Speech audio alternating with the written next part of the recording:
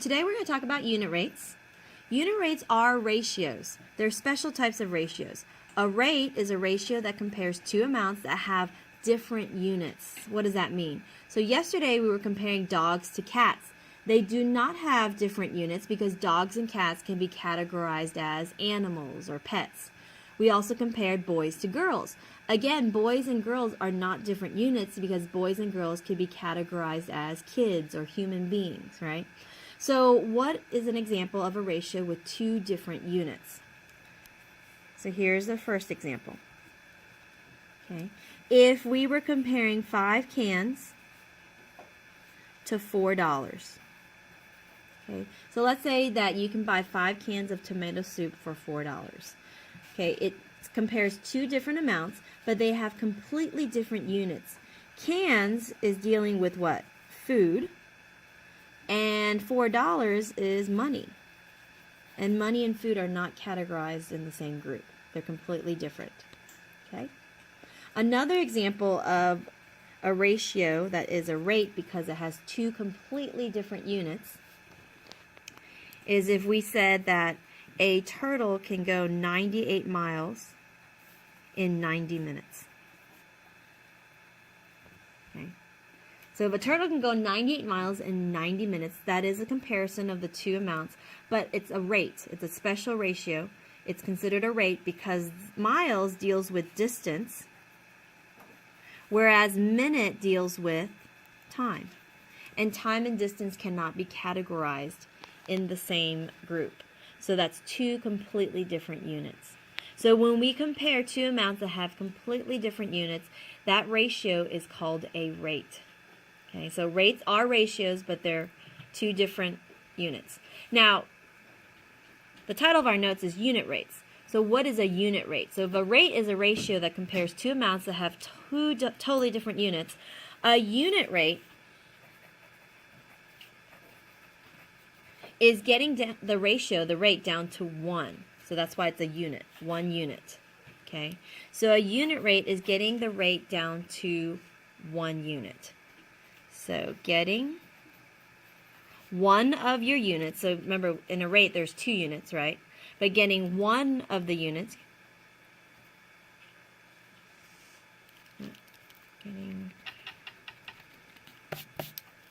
getting one of the numbers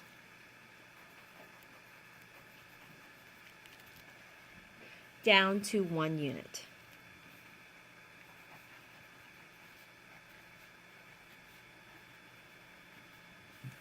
Okay, so that's what a unit rate is when you get the rate down to 1. Basically, you're solving for one amount. So right here, 5 cans for $4. If we wanted to get it down to a unit rate, we'd figure out how much 1 can would cost. Miles to minutes. If we wanted to get it down to 1, we would say, in 1 minute, how far can you travel? So that's what a unit rate is getting one of them down to 1. Okay? And when we're writing unit rates, we use the word per. Because what does per mean? Per means 1, right? If I had ice cream for each of you guys, I would say 1 ice cream per person. Per person means for 1 person. So for the 1 unit, we use the word per, because per means 1. Okay?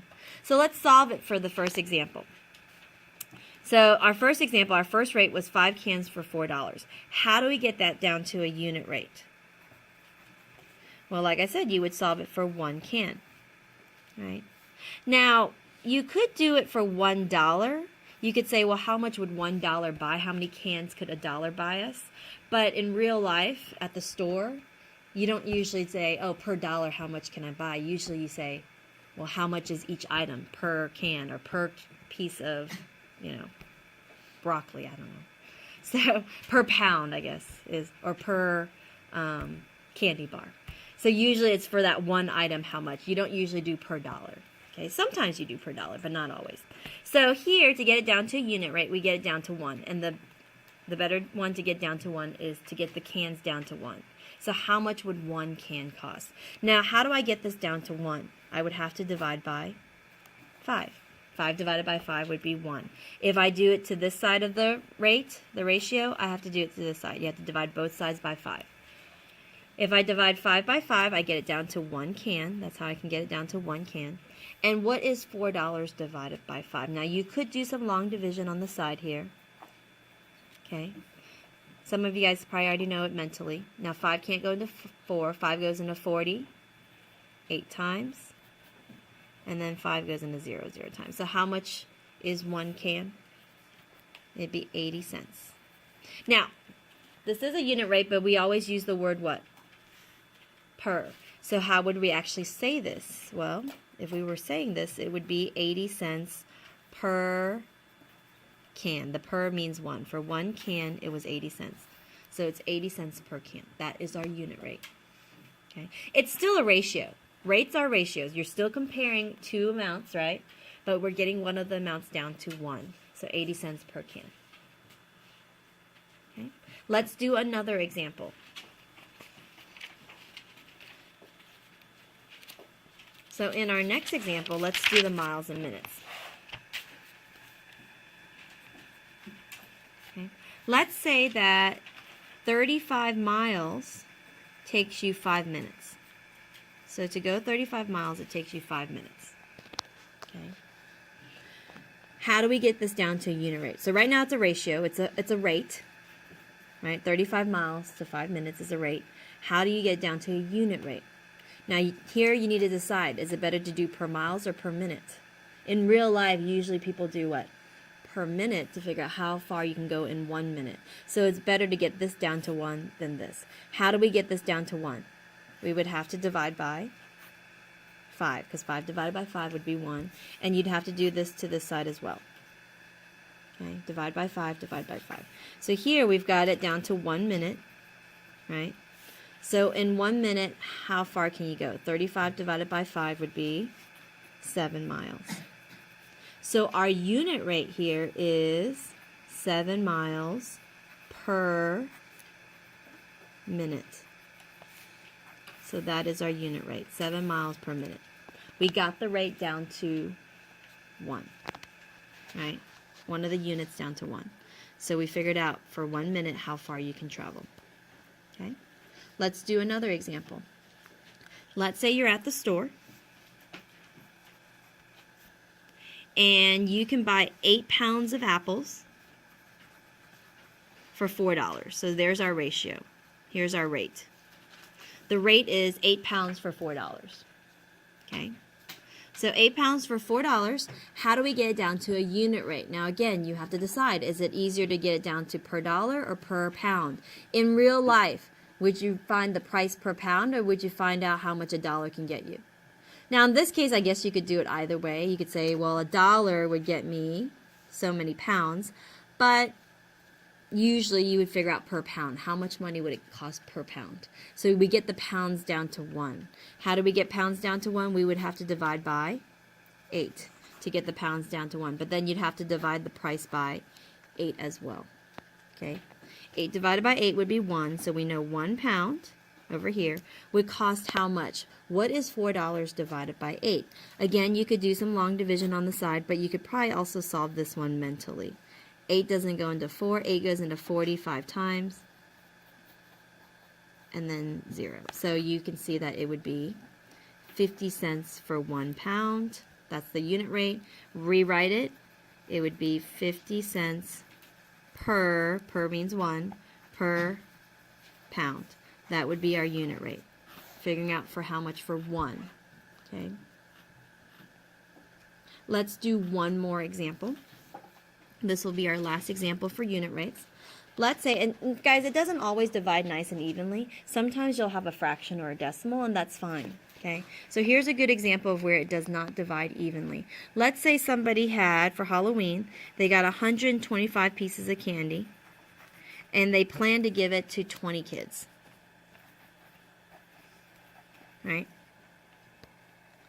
So 125 pieces of candy, they plan to give it to 20 kids, sorry. Okay. Now here you have to think, is it better to find out candy per kid or kid per candy? Okay, it would be candy per kid. How much does one kid get, right? So how much does one kid get? So if you want to get it down to one kid, you'd have to divide by 20, because 20 divided by 20 is 1. But then you'd have to divide the candy also by 20. So on this side of the rate, we've got it down to 1 kid, right? And how much is 125 divided by 20? I'm going to do some long division here on the side here. 125 divided by 20. Now 20 doesn't go into 1. 20 doesn't go into 12.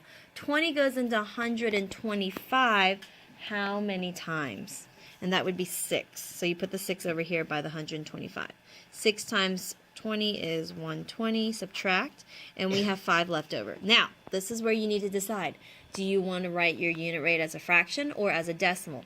If you want to write it as a fraction, you don't keep dividing. So each kid would get 6 whole pieces of candy, and then that 5 would be 5 out of what? 5 out of 20. So each kid would get 6 and 5/20ths pieces of candy, right?